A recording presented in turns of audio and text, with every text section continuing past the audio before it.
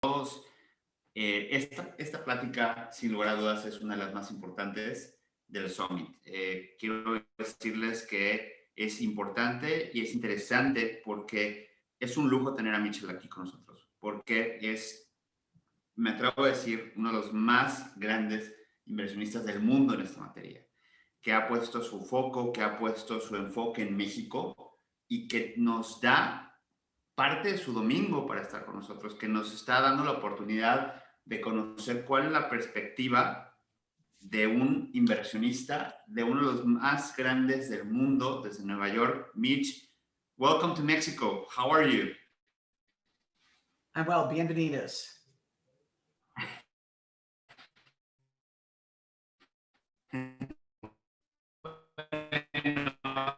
In Spanish and in English, and then we'll just conduct our conversation in English. Voy a presentarles a Mitch, lo haré en español y después saltamos a inglés.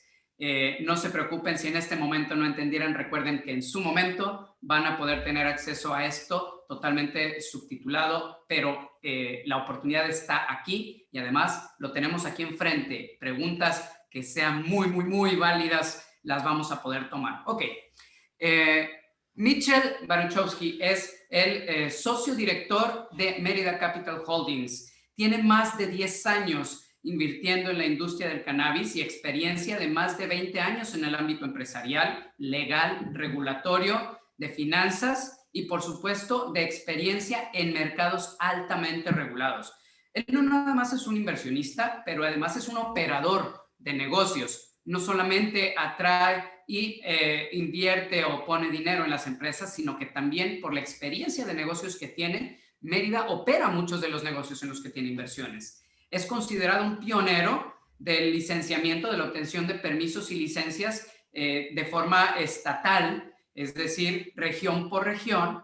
Es un líder de pensamiento y es un inversor al que se voltea a ver en toda esta industria. Y está hoy aquí para acompañarnos y para compartir su experiencia, su visión de esta industria, tanto en su estado actual como en el futuro y sobre todo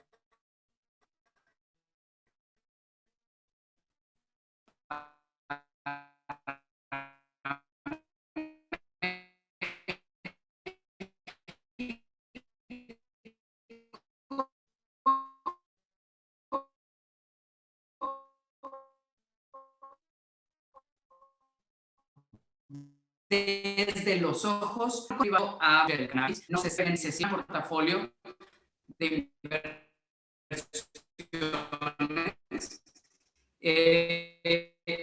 y por supuesto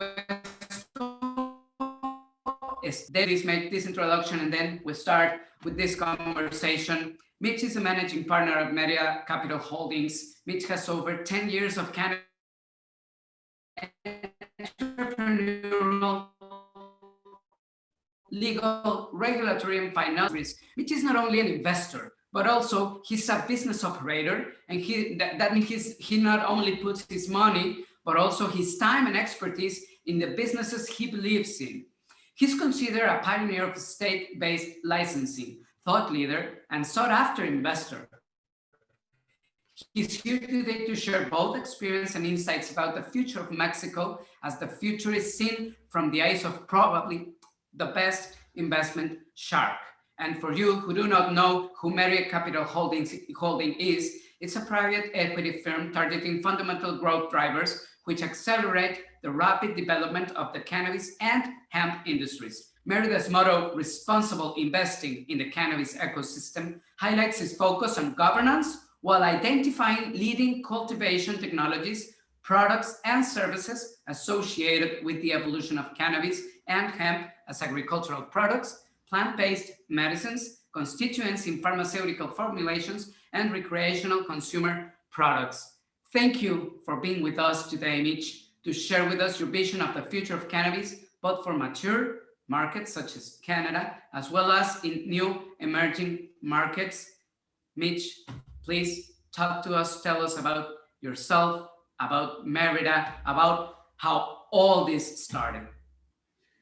Wow, when you hear the introduction in both languages, it takes 10 minutes and it actually sounds like we've accomplished a lot, which in an industry so new like cannabis, it still feels so early that it's kind of incredible to have this long historical presentation about what we've accomplished and what we're currently accomplishing. But let me first start by saying thank you to both of you gentlemen, to everyone who's fought the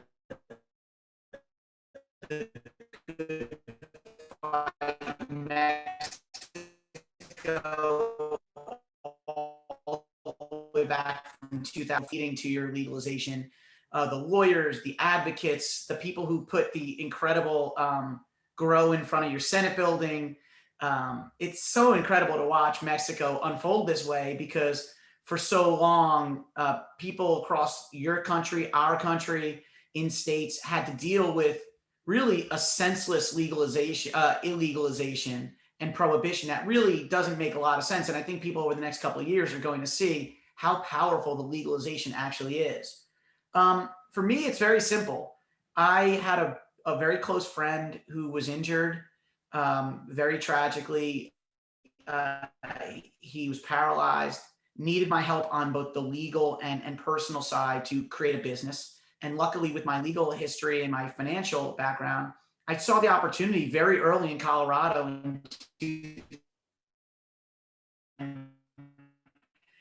and just started to pay close attention. And through my financial, more attention I paid to cannabis, the more I could see that this was an industry that was just misunderstood on one side. But as you got to the normal commercial elements of it, it was just like alcohol or other consumer products.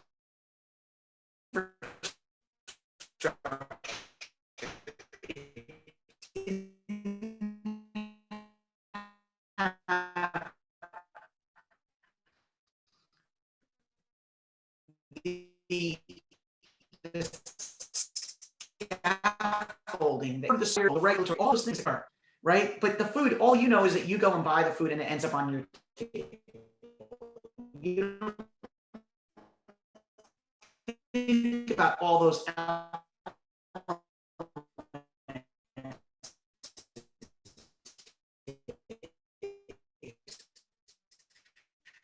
because that. And I said this recently in an interview, but it's true. Cannabis will be the first substance in the United States that will be normalized before it's legalized. In Mexico, you have an opportunity to legalize it and then normalize it. So everyone that's participating here really has an opportunity to learn things about the growth of what's going to happen in Mexico, that people that come later with, even if they have a ton of money, aren't going to be able to learn these lessons in the future. Because if you're not there, it's like a river that runs, when you walk in the river, you can only see the water that runs under your feet. You're seeing the water at the beginning of the Mexican River, and no one that comes after they're gonna have to learn from you. So all of you, I congratulate you all for participating. I hope you learned something from what I talk about. I think the last 2 days have been incredible. I thank my partner, Francisco Padilla, who has been instrumental in helping launch this. There's some other Merida Capital people who have been involved, and thank God that we have a great, huge team that is able to implement this, because this is important. It is important that people come together as a community in Mexico to grow it together. So I'll quickly just go through how I learned very quickly about cannabis in the legal industry and what you all might expect in Mexico. When I first won and was the highest scoring partner in a Connecticut, which is one of the states in America, that was the first to really give out these competitive licenses, we didn't really know what we were doing. No one had ever built a building the size that we were going to build or spent the capital we were about to spend. And no one really understood what it was like to go out and find patients who had to get medical cards in this really tight regulatory regime, which you can expect in Mexico too on the medical side. And so what did we do? We learned. We started building the building. We started talking to doctors. We started talking to other people in other industries like food preparation. Comply with the laws. And so one of the things that I learned early on was that nothing was certain in cannabis and everything had to be learned. And everything had to be the stewardship, and to every conversation with the regulator had to be careful, because this was the beginning and we couldn't do it wrong or we could go in a direction that could lead to the compression of cannabis.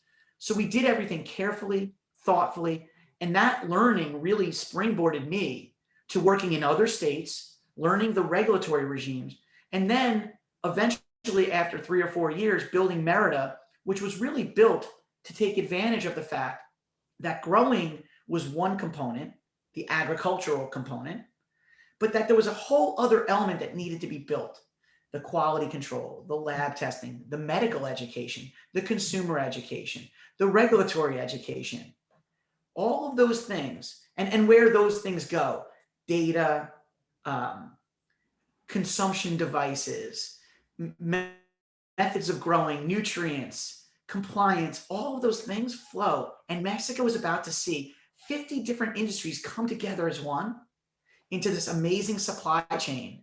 And not only that, what makes Mexico so unique and why I'm so excited to see what I've learned and applied to Mexico is you have a very unique populace in Mexico where in actuality, unlike the United States, a lot of Mexicans, the majority of Mexicans still aren't in favor of legalization. So they have a lot to learn about how benign many elements of cannabis are going to be and how a lot of people are going to responsibly consume this. And they won't see much difference in the consumption of cannabis versus the consumption of alcohol or the consumption of other substances. And that learning very quickly leads to the stigma of cannabis being this. The stigma comes from the illegality. It doesn't come from the substance itself. The substance itself is not very dangerous. People don't overdose on it. People don't do crazy things when they consume it. I'm not saying everyone consumes it responsibly, but people don't consume apples responsibly either sometimes. And the truth is, parents are going to learn how to keep it out of the hands of young children. They're going to learn how to responsibly consume it themselves. They're going to make sure that just like alcohol, they don't want 8-year-olds drinking alcohol. Similar to that, they're going to learn how to consume and store it. They're going to learn how to educate their kids when they get older on how to responsibly consume it. All of these things are going to come together. And these are things I've learned over the last 10 years or so. But for Merida, the investment in the supply chain, these critical technologies that are going to be built, are so crucial to a good industry. And what I see from all of the participants in this summit over the last couple of days is that there's lawyers, there's PhDs, there's scientists, there's doctors. You are building the foundation for a stable industry that's only going to build from here. You are the bottom of a massive pyramid that is just beginning. You are the bricks in the foundation of the future of Mexican cannabis. You are now going to be the largest country in the world with legality. That is an amazing accomplishment. It is an amazing opportunity. And so if you guys have specific questions, I could talk forever and not let you get anything in there, but please jump in and feel free to guide me on what I should be talking about. Okay, so Merida has created a diversified complementary ecosystem, which allows it to potentialize businesses, as you said, from a multidisciplinary angle, and at the same time create leverage between them and raise them to success. I mean, as an example of this, this good eye in two-finger investments, there's growth generation, the best cannabis stock 2020 in NASDAQ. So maybe without revealing your formula, please tell us what's your magic? What makes Merida different from other cannabis VC funds? Well, first, let me give a lot of credit to many of the funds in the United States who have done a great job of building essentially a global infrastructure. And that goes for Canadian companies as well. I think what Merida does that's somewhat unique comes from our operating background that I laid out before. Being at the beginning of certain states has taught me a lot about how people think about it. What are their concerns? What are regulatory concerns? What regulators want to do from accomplishing a good program in each state. And so one of the things I think Merida has done is we're not just a financial investor or an engineer that tries to create financial structures. We build companies. You said it before that I devote my time and energy to companies, but it's not just me. It's an entire team of professionals, many of whom have investment or operating backgrounds themselves, who we invest, and then we work with those companies individually to look within an entire ecosystem of opportunity, and then turn our attention to what are the elements of cannabis that are unique to these companies. Is it friction? Is it regulatory friction? Is it financial friction? Is it governance? Is there a reason why other investors may not want to invest? Is that a governance thing? Is that a documentation thing? And we work with those companies to create the greatest internal alignment, external alignment with investors, and an alignment to the opportunity that they're pursuing, so that that company's operators can focus on what they do best in our estimation, which is operate their company with all of the different support we can give. So operators, if you're a great grower, we want to put you in a position to focus on growing. If you're a great data person, we want to create the most amount of data and opportunity for you to use your data to create analytics on that data. If you are a nutrient company or a retail supplier, like you said, Grow Generation, which was one of our great successes, are we connecting you to other growers? Are we connecting you to labs? Are we connecting you to people who want to grow and want expertise? Are we giving you the support you need to grow your business? And so the magic really is about two things. I think it's hard work, but it's an approach to building companies. It's not about the short term. Did we do something that makes a stock go up today or tomorrow? Did we do something that just is shiny and that people get excited about? It's more about the fun. Are we doing the fundamental things every day that help companies grow in the best way, that brings the best out of great operators, that gives them the best opportunity to partner with other companies in our ecosystem or other companies that we know? It's bringing information to those companies so that they have more opportunities, so they can focus again on what their core excellence is. And I think that magic comes from hard work. It comes from expertise. It's actually not magic. If anything, it's the opposite of magic. It's been an incredibly difficult and rigorous ride to get to here, but we do so as happy warriors because we know that at the end of the day, this is an industry that is going to be so massive that any work we can directly take out value eventually. As long as you have a long-term view, treat people the right way, act with honesty and transparency, and look fundamentally at the integrity of how you approach a company. It's not about taking from them. It's about giving and taking together, right? Joined hands are very strong. And that's the way we go into companies. And if you call it magic, I'm not going to lie. I think it's a very simple approach to business and to commerce, but ultimately maybe it is magic because a lot of people early on in cannabis didn't have the same approach. And I think I tried to build a company that really was built on those fundamentals. I don't know, you talked about this ecosystem as a community of businesses where each business that's under the umbrella or in this ecosystem of Merida can talk to each other, can make business with them, within each other, and then present themselves as a whole to the whole world. How many corporations and businesses operate under Merida? Well, as of right now, I believe we're an investor in 64 different businesses. We directly own or have a majority control of roughly 6 of those. And we used to do something on a Friday night, but it's gotten too big to do. When we had 15 or 20 companies in our first fund, we used to write a Friday night email that was supposed to be seen as like we're in this together, everybody. So I would write an email and I would blind copy all the companies in the portfolio. And I'd say, here are 2 or 3 things we've seen this week. Feel free to discuss or let us know if you want to meet these new companies. And one time, and I would include employees on this too. And at some point in 2019, the list of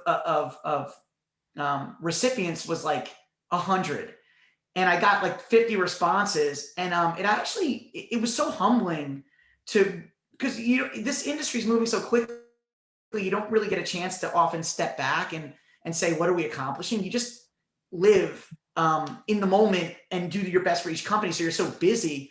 But when I took a step back, I realized that this recipient list was getting so large and so overwhelming that I said to everyone on the email that we may stop these emails and we'll just connect directly with people that we think plug in, because it was so overwhelming to have that many people. And that interconnection is so important to the success of many of our companies.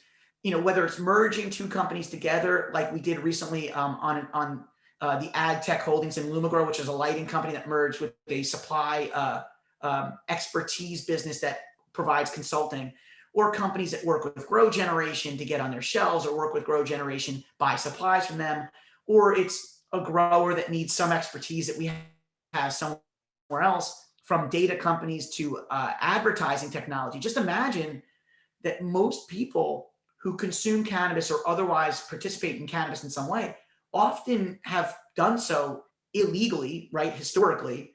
And that means it wasn't done online. It wasn't like you were ordering on Amazon or something. So there hasn't been a lot of electronic interaction with the cannabis community in general from a purchasing perspective. So online advertisers don't really know where the online cannabis consumer is. So in Mexico, you're looking at maybe 15 to 20 million new consumers who have never done anything online with respect to their consumption. So we invested in companies that do advertising technologies, all these little things. We notice a gap in the market, and then we aggressively look to fill that gap through not just investing in a company, but investing in a company and, again, interlocking it with a group of other companies that themselves can bring business and development. And when you remove that friction to growth, you save money. You know, the less stress that there is on a company, the better a company is going to operate, the more thoughtfully. And that's what we seek to do. So again, it goes back to the magic. I don't think it's magic. I think it's hard work. It's connecting with people. Even, you know, we are so excited to have our first investment from a Mexican family over the last 3 months. We're thrilled to work with them and partner with them in Mexico. And anyone, that's why we do these things. That's why we're willing to spend our time on a Sunday. You know, that's why Francisco Padilla, who runs our Latin American operations, that's why he's connecting in these industries. Latin America is going to be a tremendous opportunity in cannabis, and we're going to have more interlocking companies. I hope 64 becomes 100. I hope when we close our third fund and open our fourth fund, 10 Mexican companies go into the portfolio. I mean, I've never been happier and more excited about the opportunity in cannabis. And honestly, the fact that you guys want to speak to me is incredibly humbling. It makes me proud that Merida has built this incredible ecosystem, but I don't often get to sit back and think about it like that. I think, what do my companies need today? What do they need tomorrow? What do they need in the future? And how do I use my resources as an investor and as someone, you know, how do I use my brain power to best bring all of those things together so that the Merida team, our investments, the investor, the general investor ecosystem, and all the participants and people who are interested in cannabis and want to see good done, right? Good, less people in jail, less criminal violence, less, you know, illegality. People want to see that. My door is always open. My phone is always on for those people, because ultimately we are going to help change a component of the world that didn't need to occur over the last 80 years.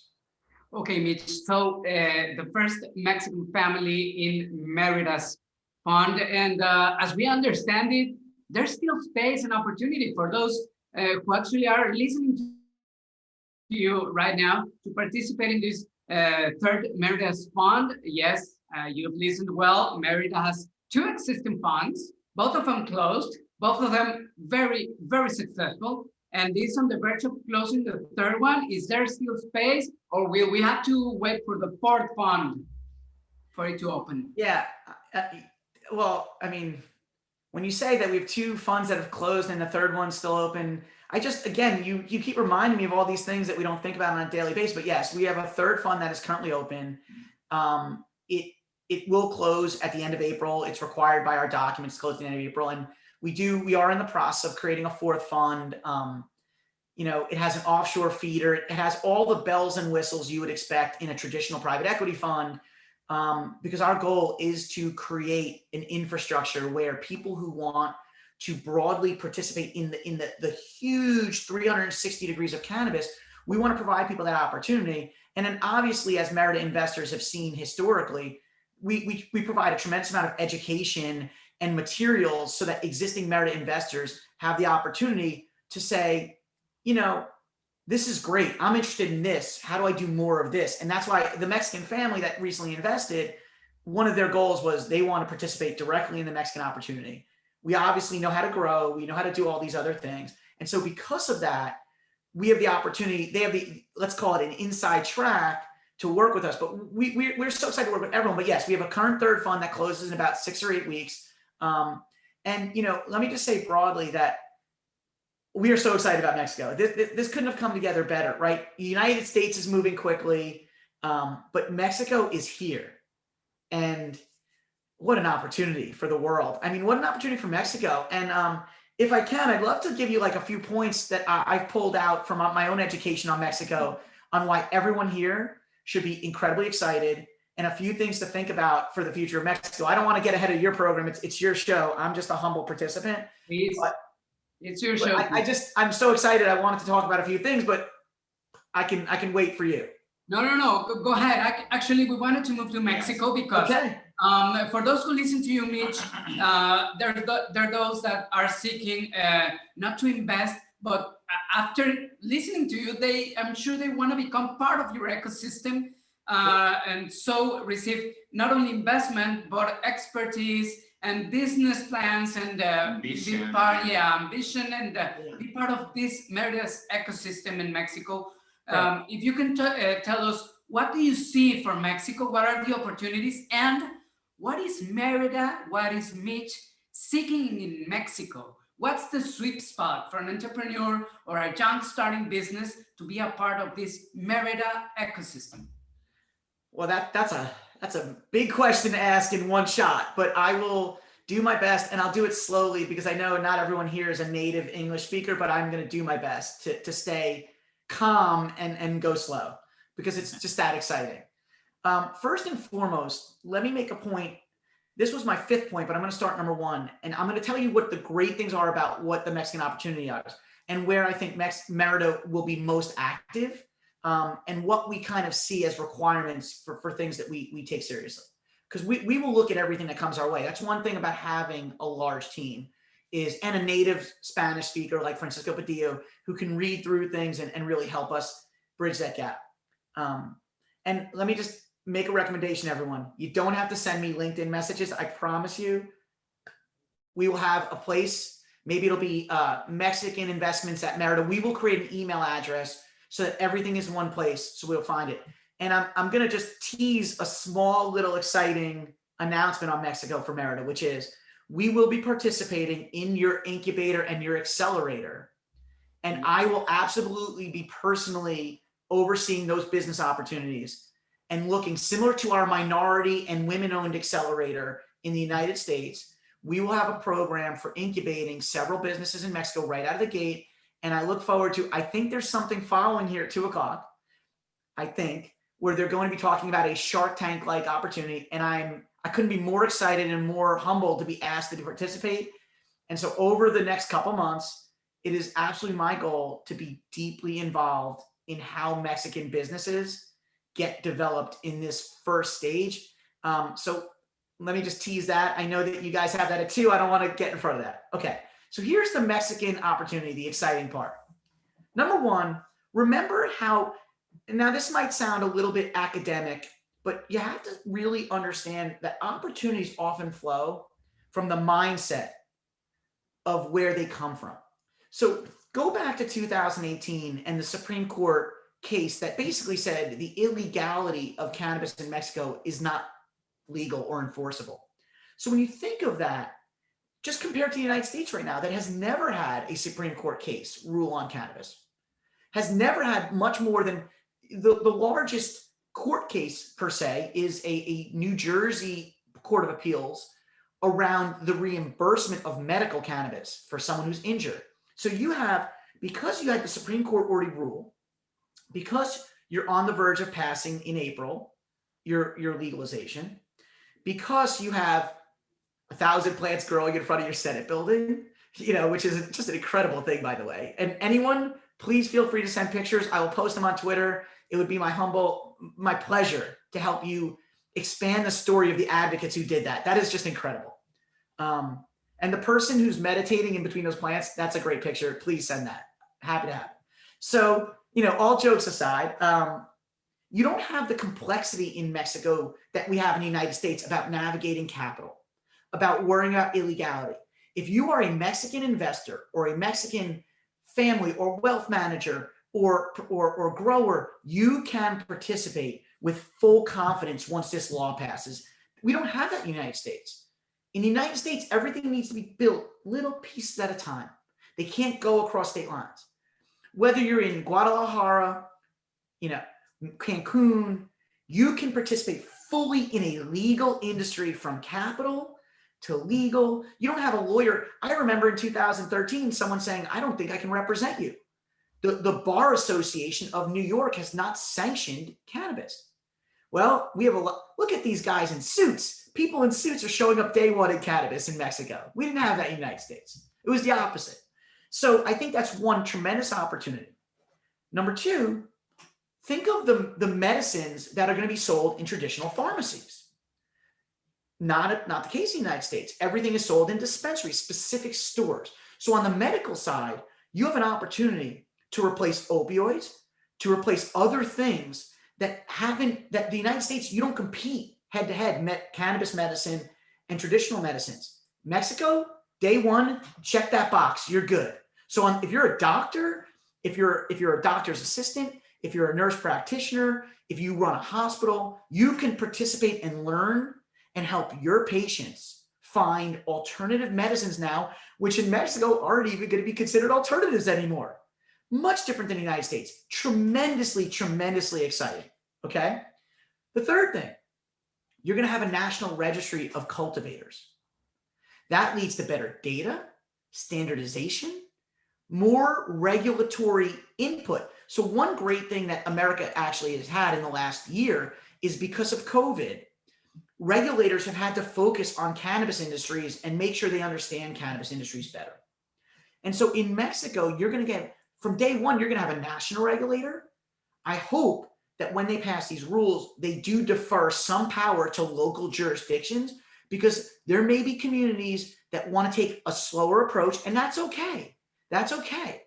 But I hope that the federal regulatory bodies also create a more local input. But in the United States, our regulators now understand our industry better. And that's led to better rules, better responsiveness, a better industry. And you're going to get that in Mexico from day one, whether it's the COFEPRIS, which is going to be the medical registry, or the cultivator registry, or one is SENASA, one is COFEPRIS. I'm sorry if I'm mixing them up, but the fact that you will have a standardization from day one, tremendous opportunity, so exciting, because that means from day one, if you're an investor or a business, you can spend money knowing what the standardization is going to be. Everyone's on the same level playing field.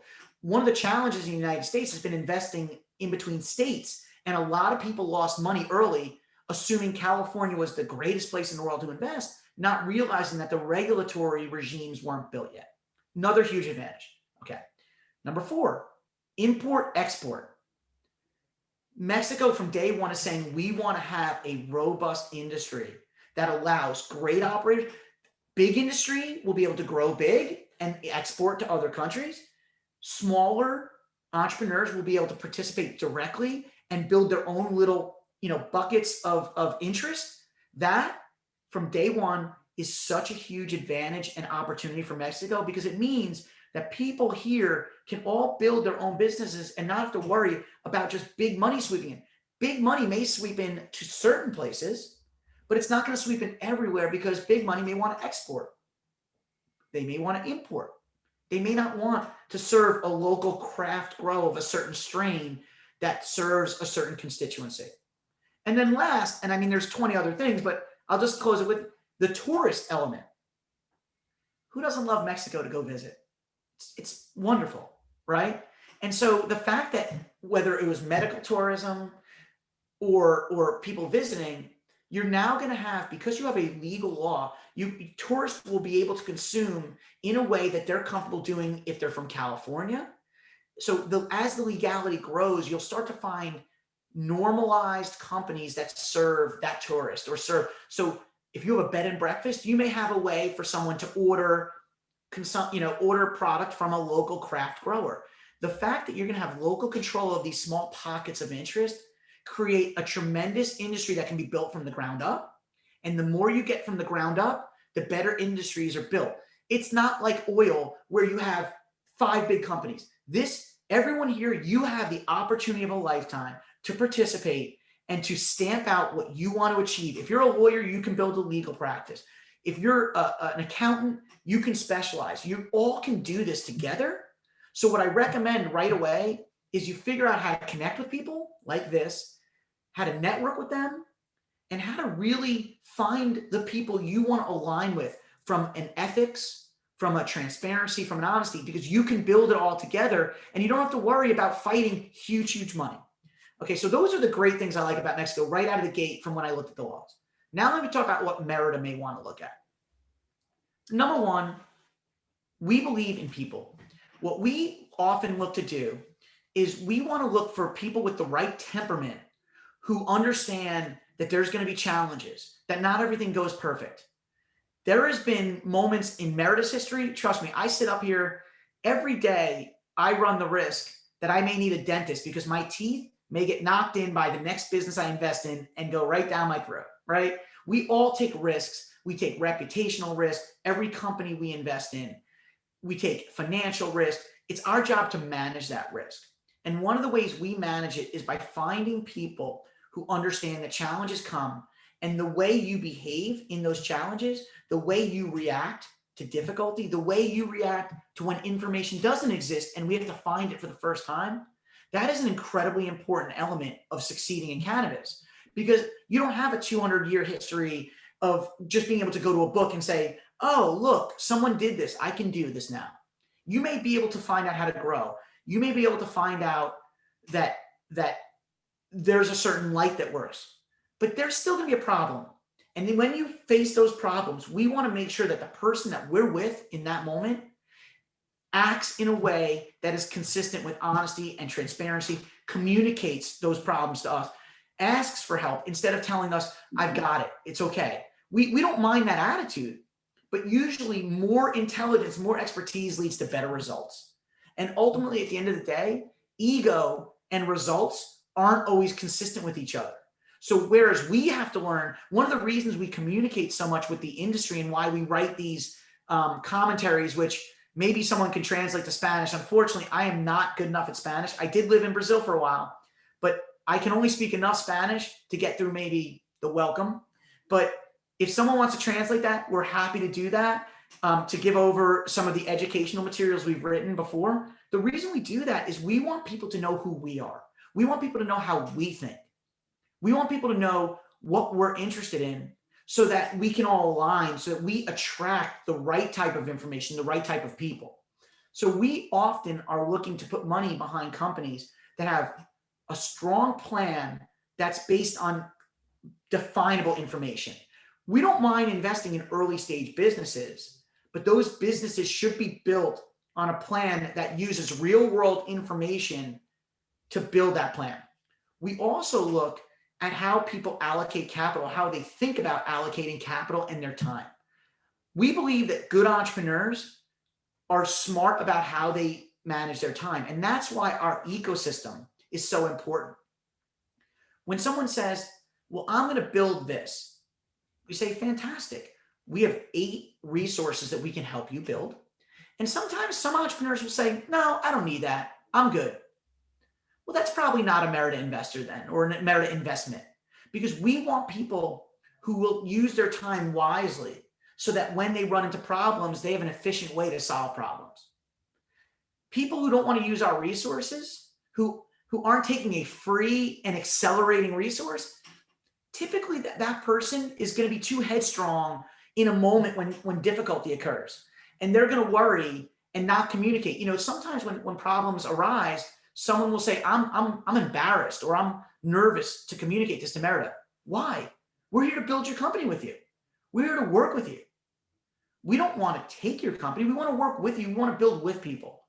And so I think when we're looking for people who will have that open back and forth with us so that we can help them as much as possible. Because at the end of the day, there's a dream that everyone has when they build a company. It's not just about money. It's about achievement. It's about goals. It's about being proud. It's about building something that you know will last, something that can create value for your family. It's about waking up every morning and doing something you love. And the people who do that and take that approach, that they're happy warriors, those people tend to find homes at Merida. If you look at a lot of the executives that are in our company, or even the people that work at Merida, we tend to be very happy about our approach to this industry because we know how much wellness and how much great things are happening through the legality of cannabis. What's not to be happy about? We're bringing something that used to be illegal to the legal world. It's safe. It can be used responsibly. It can help cure people. It can help reduce the effect or the need for opioids. It's going to be a medicine. There's going to be industrial hemp. It's green.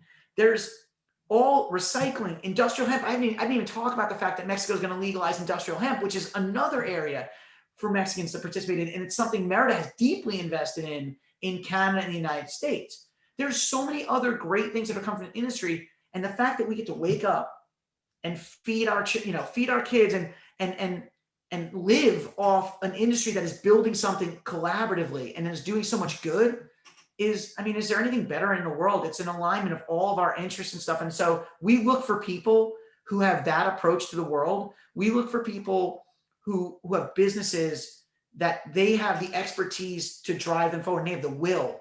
They are going to fight every day to build a business, but at the end of the day, they're happy with what they're doing.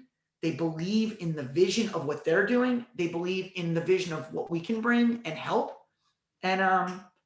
And really, it's really about, it starts with the people, but really we're looking for businesses that have large markets, addressable markets from day one. And so we're not necessarily looking to find one little tiny piece. We're looking for good companies in areas that are going to be extremely large. And so for those, and in Mexico, because it's day one, I think that basically applies to everything. So no one should ever say, I don't qualify. We'd love to look at your ideas. We'd love to participate. If anything, you might fall into the incubator.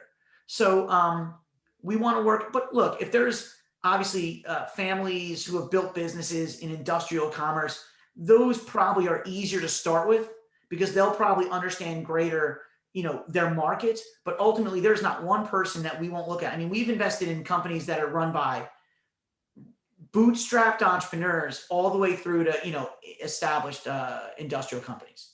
But the large potential markets is a fundamental aspect of most of the businesses we invest in, because that gives you a margin of error. You don't always have to pick the right company. If you pick a company in the right area, you then can do the things necessary to build that company. So you don't have to worry too much about whether that company has to find its next quote unquote opportunity. You can say, oh, we have a few things, we can help you. We're fine. There's a large market there. We'll be okay. We're not often looking for companies who are going to quote unquote develop a market. We're looking for the existing large market and a company that's looking to develop the model or a certain approach to it. Whoa. Okay. Wow. That was a great answer, Mitch. How are we on time? We have 15 minutes. Okay, so we have time for some other questions. Mitch, one of the, I don't know how to put it, one of the fears of foreign investors and also of Mexican entrepreneurs regarding cannabis, and you said it well, it's the myth behind the plant and that surround it, not just the myth about me consuming it, but about me as an entrepreneur working with it. And it comes to essentially two versions of this fear. The organized crime on one hand, and the illegal or irregular markets. These two great competitors, or who are seen as great competitors for the legal market that's on the verge of opening here in Mexico. How does Mitchell see those obstacles, enemies, opportunities? What's your vision on those two fears in regards to cannabis in Mexico?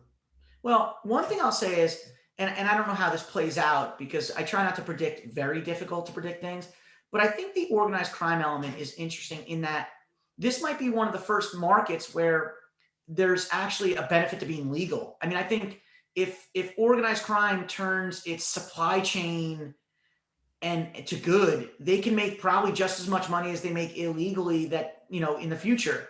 And that's a societal good. That really comes down to an institutional will on the part of Mexican regulators. The United States still has a large illegal market, which is transitioning into the legal market. And I think what happens eventually is the capital that gets spent in the legal market creates a product and an experience that consumers tend to want. Now, if you think of organized crime, where they're only serving a narrow market and export being a large component of that, and this is an industry that they can build from scratch. They can be part of it. And I don't know how, I don't really understand a lot of the interplay, and I don't think anyone can predict the interplay. But often, I mean, if you look around the world, or using the example of prohibition alcohol in the United States in 1934, organized crime very quickly went to other industries once alcohol became legal, because they had built an importation business for the United States. They didn't necessarily want to operate distilleries. And so I think, look,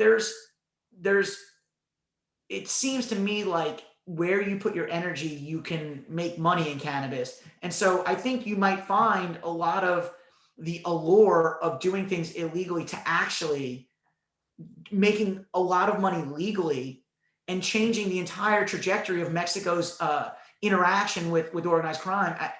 I think it's a great opportunity for Mexico to really change that interplay for the future. That's one. So that answers one question there. I don't really think it's hard to predict. So that's my prediction is you can make a lot of money legally in this industry.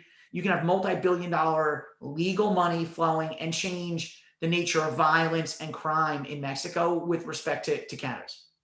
So that was the first thing. I'm sorry. Remind me of the second question. The second fear is the fear, right? Yeah, fear around the myth and prejudice the and stigma, and how society looks at you.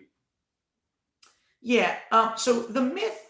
I think there's a few things around the plant that Mexico. Again, I think there's one of the huge opportunities is that people, whether, some people often revert it back to like the Catholic Church, or, the illegality around cannabis, or the stigma around consumption for non-medical uses. And I think what people will start to realize is that it really, the myth comes from the illegality, because the illegality needs to have a justification.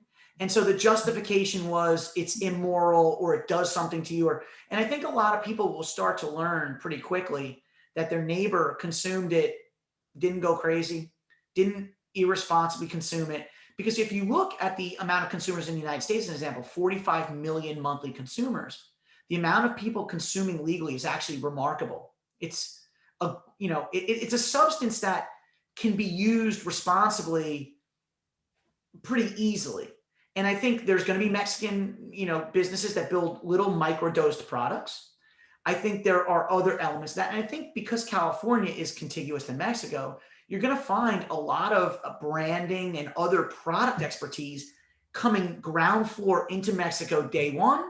And I think that's a huge advantage for Mexico to demystifying some of the elements. But I also think it comes down to the advocates, the lawyers, the accountants, explaining to people that this is a normal agricultural product that is consumed in a different way. I think doctors will start to do research and development in the United States and other places that will come to Mexico, and Mexican doctors will do that as well. And I think when people start to see that certain medical uses are hard to ignore, the myth of this is a bad substance will yield to this is just a substance. And if it's regulated correctly, like other substances, I mean, if alcohol wasn't regulated the correct way, you could have some really horrible things happen. Think of cigarettes.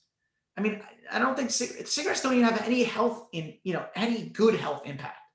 This is a substance that, if used correctly, can have a tremendous amount of impact on the medical industry.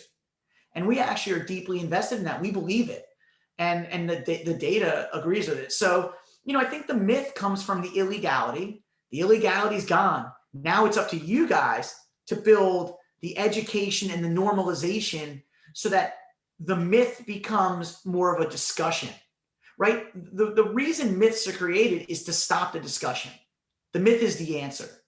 Well, let's get to a place where the myth yields to the discussion, because in the discussion, it's very hard for someone to see cannabis as evil.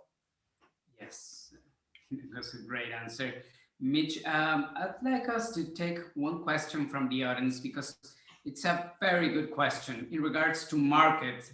Do you think Mexican market will become a bubble in terms of speculation and stock market like Canada did and what specifically Colombia also experienced? Do you see that happening in the Mexican market industry? Well, I read something recently that that is good advice for everyone, which is and let's just say that, let's call all of us investors. We're investing our time today, right? You're all investing your time. So we all invest in some way, whether we're putting dollars or brain power or time or, so we're all investors. So a smart investor learns from their own lessons. A wise investor learns from everyone's mistakes. And so I think if the Mexican market and the individual participants learn from Colombia and Canada as in particular, they will do better. Now, I'm not sure they can totally get away from it, but the other thing about a bubble, when people get excited about things, it's easy for anything to get out of control. It's human nature. But I think one thing to bear in mind is Mexico's starting from day one. Businesses are going to get built. Now, it's up to people like Merida or like yourselves or like other investors on this to invest responsibly and to not just say, oh, if I buy it here, I can sell it here. It's up to us to build the right industry so that rational and responsible companies get elevated, right? Yeah, sure. Someone's going to announce they're making a crypto play or something and people are going to buy in. But I think if the Mexican stock regulators and the Mexican financial regulators and the cannabis regulators come together and have a sane, responsible approach to this from a taxation and other support, and the Mexican investors take the approach of learning from the lessons of letting things get out of control, then I think it can be built more like the United States, which has been built from the ground up. And so, the U.S. bubble that never really occurred, right? If anything, U.S. businesses are still undervalued relative to Canadian businesses. So I think you have to look at the fundamental size of the potential Mexican market and the Mexican commercial opportunity, and then go backwards from there. What is the size of the opportunity? And are businesses reasonably valued given the size of their relative opportunity? I think in Canada, it was like, how much money can we make quick? Right? How much money can a banker raise for a business based on something? And I really do hope that that Mexican companies avoid that, and that Mexican bankers are educating themselves and looking at the lessons from other places and realize that you can run and grab, an armful of money and you're going to drop a bunch, or you can walk and actually create truckloads of money for a grand-sized community where everyone grows and people don't get hurt along the way. And so I actually think because of the legality of Mexico from day one, you're going to have an opportunity to build the right infrastructure where you're not going to see a quote unquote bubble. But things happen. I mean, you can't stop people from getting excited about something. And it wouldn't shock me if publicly traded Mexican companies that announce they're going to touch cannabis in some way start absolutely flying. I mean, hey, it's the nature of the beast. Yeah. Thanks, Mitch. Well, we've arrived to the end of this session. We are very, very honored that you are here. Yeah. The time in your Sunday. It was an enlightening presentation, third conversation. Mitch, we want to thank you from Logic. And you've already put it out there. So in about 2 hours, we were going to announce this joint venture between Merida, Logic, and some other players at what we've baptized as Launch of Cannabis Mexico Angels, this joint venture where Merida and other key players will want to hear your proposals where you want to get into this business.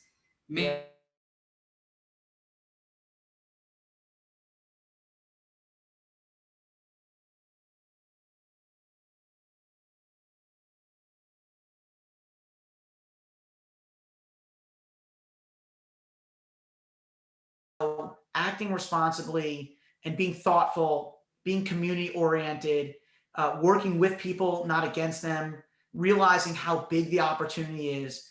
You don't have to cut, you don't have to cut in line. You don't have to do things. This is an industry, because it's starting from scratch, that you really can act the right way. You can win by being the honest one. You can win by not taking shortcuts. You can win by being, transparent and treating people the right way. You don't have to, I said this since 2014. It doesn't have to be I'm better than, we can all win. We can all win by being the best version of ourselves. And I want to thank you guys so much at Logic. I can't wait to see the Mexican opportunities. And most importantly, I really hope people take away that, a lot of people can talk about what they want to do for the world and how they want to achieve something. And I hope they see that in Merida and with Logic, that there are people that are willing to really live by their word, to make their word, the weapons we use, our honesty is our sword, right? And that we will live by the businesses we invest in. We will grow them. We will grow Mexican businesses. We will be there for the Mexican business we invest with. We'll be there for our investors, and that we want to just provide, we really do want to be a resource for people to be the best versions of themselves as entrepreneurs, as parents, family, whatever it is. We want to grow this the right way, and that the world's changing, and we all have a chance to be part of that. And that's you honestly can't be more excited about that in your life. If that's what you're doing for work, that's not really work. That's the labor of love. Thanks, Mitch, again. And if you want to join any other of the conversation, please feel free to use your Sunday for a review. Bienvenido a México, Mitch. Bienvenido Mexico. Welcome home, Merida and Mitch. We're excited. Welcome to the world community in cannabis, Mexico. We're Merida. We're named after the Merida Aqueduct in Spain, but there is a Merida, Mexico as well. So yes, there is. It's a happy coincidence. Maybe our first event in Mexico will hold in Merida, Mexico. Okay, you just announced it. Let's put a date to that. That's fine. We're there. Let's everyone strap on a mask and we'll socially distance. We're great. Great. Thank you. And thank you, everyone. Thank you guys so much. Thank you so much.